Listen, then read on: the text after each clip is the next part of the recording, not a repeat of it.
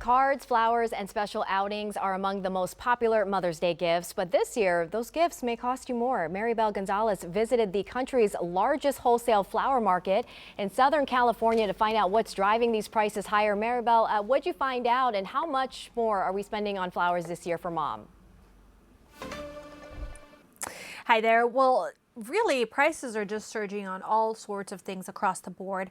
Flowers are getting more expensive because it's costing these vendors more money to sell them.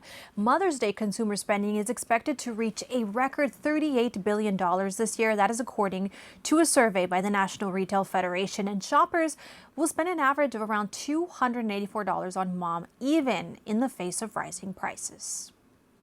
I've been working here 11 years already. Ana Mendoza, a longtime florist at this wholesale flower market in downtown Los Angeles, has seen her fair share of changes in the industry. Little by little, every year, different prices. This year is no exception. And how much are these? This one, they're 70. $70. How much were these last year? Last year, they were like $50. So $20 more. Florists here point to a rise in gas prices due to the war in Iran and President Donald Trump's tariffs as the biggest contributors.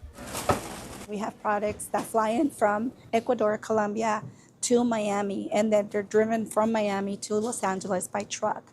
So the fuel cost is extremely expensive right now, and it affects the cost of the flowers. And it's not just the flowers that are costing more. Vendors say the materials they use to make these arrangements, from the plastics to the tissue paper to the baskets, all of those are getting more expensive. And today's economy is difficult. It's very difficult. And flowers can be really expensive. Customers like Gretchen Severson are feeling the price hikes, opting to buy wholesale to save. You're really getting a lot for your money. I know it really does fluctuate, but this is the best I've seen so far. Vendors say they are working with people's budgets. Last year, we used to do like more big ones, probably more expensive, but now we're like, let's do more smaller so people could be like, reasonable prices. I mean, it doesn't have to be a big arrangement to make your mom happy. Now, vendors also tell us that hurricanes in Florida in recent years are having a long-term impact on the floral industry, driving up prices of flowers they source from that state. Annie? Maribel, I have to ask, what are some tips? Did you learn any tips on how we can save on Mother's Day gifting? Yeah, really, it's just about the thought. It really is the thought that counts. Homemade gifts go a long way. Things like a scrapbook, a card, or a photo album. Plants can also be a little cheaper than flowers, and they can last longer. Free activities, obviously, are always a great option, like a stroll in the park or some quality time at home.